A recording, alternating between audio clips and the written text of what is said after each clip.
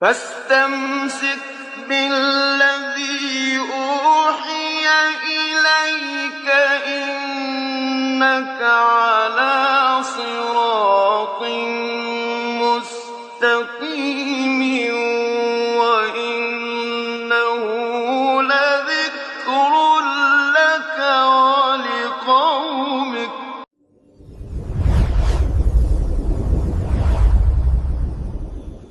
Bonsoir et bienvenue dans un nouvel épisode de Mishkat Al-Tanwir. Nous répondrons, mes chers téléspectateurs, dans l'épisode de ce soir à deux questions importantes. Comment 1000 ans ont-ils été perdus entre le Coran et la Renaissance? Et comment les musulmans ont-ils perdu 1000 ans de progrès scientifique? Dieu Tout-Puissant a inauguré le projet de guidance humaine par le mot lis, ikra, et non par des rituels, des cérémonies ou des jugements détaillés. Le but est donc de fonder une nation mondiale qui lit l'univers tout comme elle lit le livre, qui lit la réalité tout comme elle lit la révélation, qui lit l'historie pour en tirer des leçons et non pour en être prisonnière, et qui lit l'avenir pour le construire et non pour l'attendre. Ainsi, Lys est une déclaration divine de la naissance de l'esprit libre, et le début d'un projet civilisationnel où la connaissance est le fondement de toute la renaissance humaine.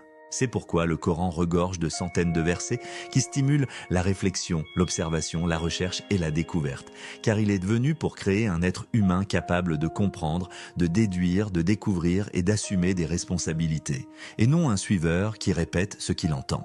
C'est ici que nous comprenons pourquoi le grand penseur, notre professeur Ali Muhammad al-Shurafa al-Hamadi, a cité et commencé son important article fondateur intitulé « L'appel de Dieu à libérer les esprits » par deux versets de la sourate Al-Baqarah. Voilà une génération qui a passé, à elle ce qu'elle a acquis et à vous ce que vous avez acquis. Et on ne vous demandera pas compte de ce qu'il faisait. Après quoi, le Coran a répété exactement le même sens une seconde fois dans la même sourate. Ces deux versets établissent l'un des plus grands principes de la libération mentale dans le Saint-Coran. Le principe de l'indépendance de la responsabilité humaine à travers le temps. Les versets contiennent deux lois civilisationnelles. L'indépendance de la responsabilité, ce qui signifie que chaque génération a sa propre responsabilité et ses propres déductions, ijtihad, liées aux circonstances temporelles, spatiales et cognitives. Et la loi de l'acquittement de la responsabilité future. Nous ne sommes pas responsables des déductions de nos prédécesseurs. Dieu ne nous demandera pas de compte sur ce qu'ils ont compris, leurs pratiques, leurs actions, leurs erreurs, leurs péchés ou ce qu'ils ont accompli. Il nous demandera des comptes sur la façon dont nous avons utilisé nos esprits, comment nous avons géré notre réalité actuelle et les défis auxquels nous sommes confrontés. Ainsi, le Saint-Coran sépare clairement la responsabilité des prédécesseurs de celle des successeurs et établit que chaque génération est responsable devant Dieu de sa propre compréhension, de son travail, de sa diligence et de sa contribution à la construction de la vie ou à son absence.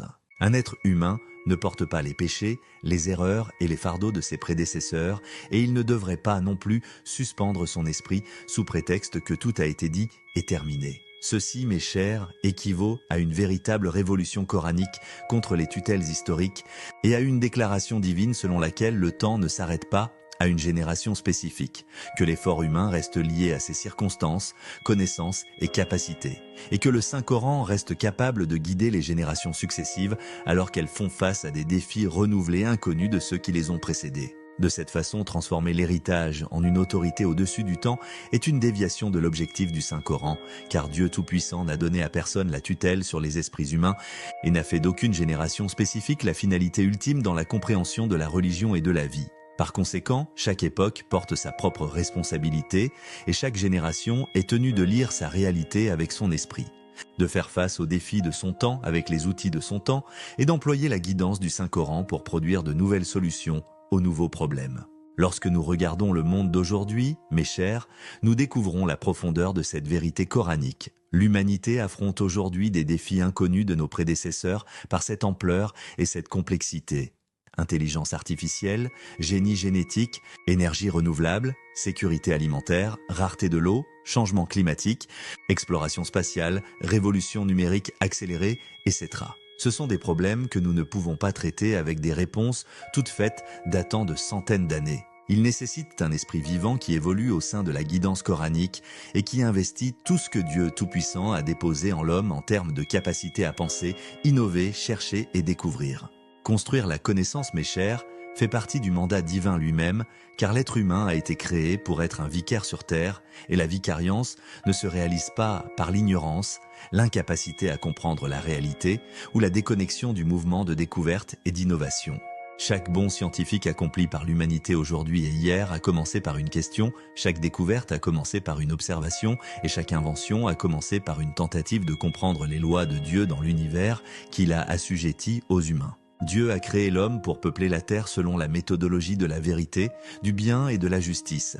Puis il lui a soumis ce qui est dans la terre et dans les cieux et lui a ouvert les portes de l'univers afin qu'il découvre ses lois, profite de ses bienfaits et transforme ses ressources en civilisation, développement, miséricorde et croissance. Par conséquent, la science fait partie de la mission de la vicariance et la recherche scientifique est une forme d'accomplissement de la responsabilité portée par l'homme. L'innovation, le développement et la découverte des lois cosmiques sont une réponse pratique au commandement de Dieu Tout-Puissant de lire, d'apprendre, de réfléchir et de rechercher plus de connaissances. Et dit, mon Seigneur, accrois mes connaissances. Le message que le Coran a apporté, mes chers, depuis le moment de sa révélation jusqu'à aujourd'hui, est que l'homme a été créé pour produire des connaissances, bâtir une civilisation, être un partenaire dans la découverte des secrets de l'univers et exploiter tout cela pour le bien de l'humanité.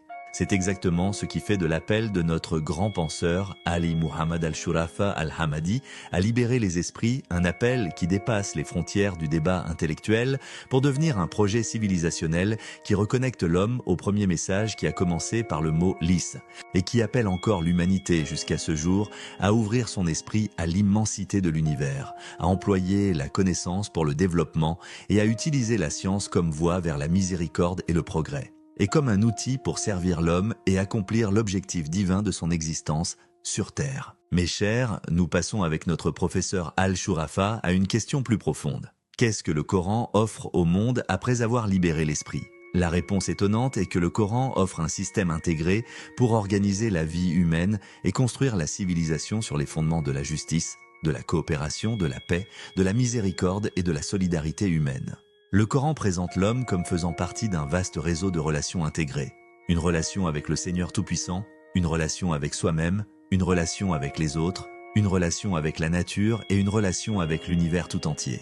C'est pourquoi les grandes valeurs coraniques ont émergé, la justice, la miséricorde, la bienfaisance, la coopération, la connaissance mutuelle, la loyauté, l'honnêteté et le respect de la dignité humaine comme le fondement sur lequel se construisent une vie bonne et une civilisation humaine stable. Lorsque nous contemplons le Coran, nous constatons que le but ultime de la législation divine est de servir l'homme, de protéger ses intérêts et de réaliser sa sécurité, sa sûreté et son bonheur. Dieu dit « Quiconque, mâle ou femelle, fait une bonne œuvre tout en étant croyant, nous lui ferons vivre une bonne vie. » La vie bonne est un projet civilisationnel dans lequel la justice sociale est réalisée, la dignité et les droits sont préservés, la dignité humaine est respectée et les moyens de la science, du travail, de la production et du progrès sont disponibles. Ainsi, la législation coranique est un système de vie intégré visant à créer un être humain capable de bâtir sur terre et d'accomplir le bien pour lui-même et pour les autres.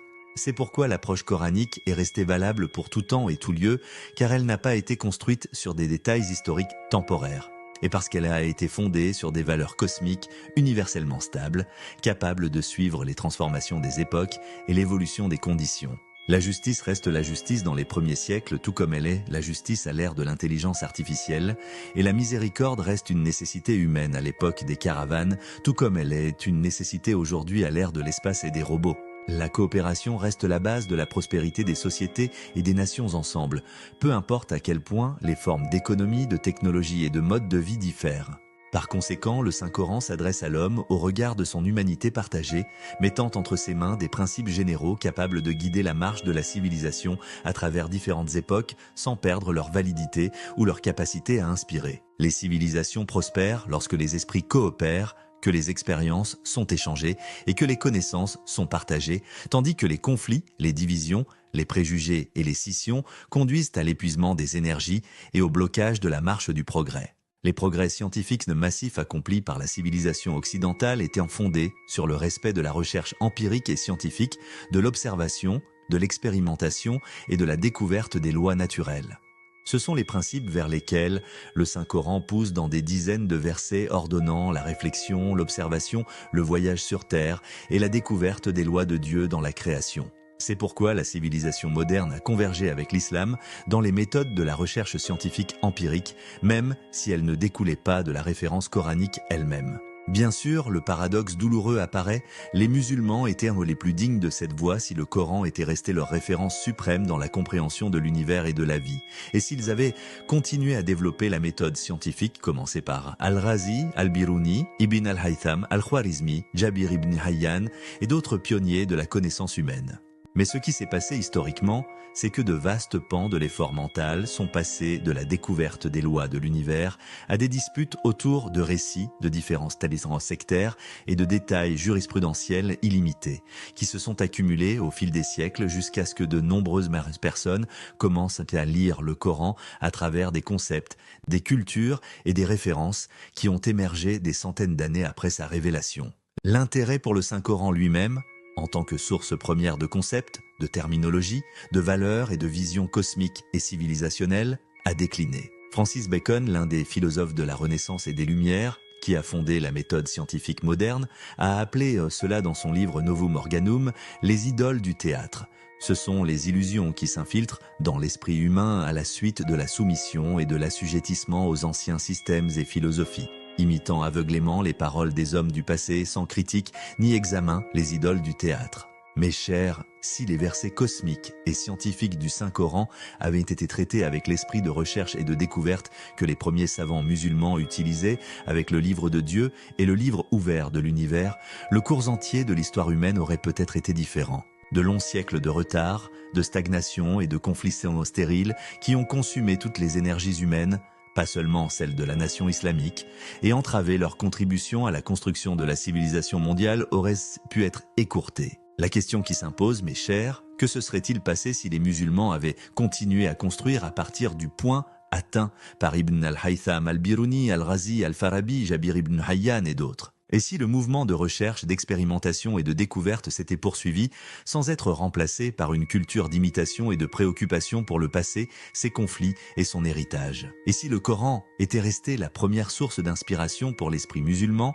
dans la compréhension de l'univers et l'exploitation de la connaissance pour servir l'humanité? Peut-être que si cela s'était produit, l'humanité se serait épargnée de longs siècles de souffrance. Peut-être le monde aurait-il assisté à une naissance précoce de nombreuses découvertes qui ont changé la vie humaine par la suite. Par conséquent, l'appel de notre grand penseur Ali Muhammad al-Shurafa al-Hamadi est un appel à reprendre le chemin civilisationnel initié par le Coran depuis sa révélation et à reconstruire la relation entre l'homme et la révélation ainsi que la relation entre l'esprit et l'univers afin que la connaissance devienne un chemin vers la civilisation et que le progrès scientifique reste un serviteur des grandes valeurs humaines voulues par Dieu Tout-Puissant pour tous ses serviteurs, pour toute l'humanité. Ainsi, la tragédie de l'esprit à travers de longs siècles, telle que décrite par notre professeur Ali Muhammad al-Shurafa al-Hamadi, est celle de nations qui ont hérité des flambeaux de lumière et de la sainte révélation divine, mais qui se sont malheureusement contentées de sanctifier les cendres. Le désastre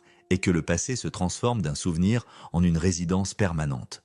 Une résidence permanente dans les premiers siècles. De sorte que la réalité actuelle devienne une image et un reflet des premiers siècles, et que les opinions et les paroles des ancêtres deviennent des murs qui bloquent l'horizon. Le génie étonnant, miraculeux et renouvelé du Coran est qu'il ramène constamment l'homme au mouvement de la vie, à la responsabilité du présent et à l'horizon de l'avenir. Il lui rappelle que Dieu n'a pas créé l'esprit pour qu'il soit un musée d'idées anciennes. Dieu a créé l'esprit pour qu'il soit un atelier permanent de découverte, de construction, de créativité et de civilisation. Nous continuerons, si Dieu le veut, avec l'article et son traitement, cet article important et fondateur, dans les prochains épisodes, si Dieu le veut. À la prochaine.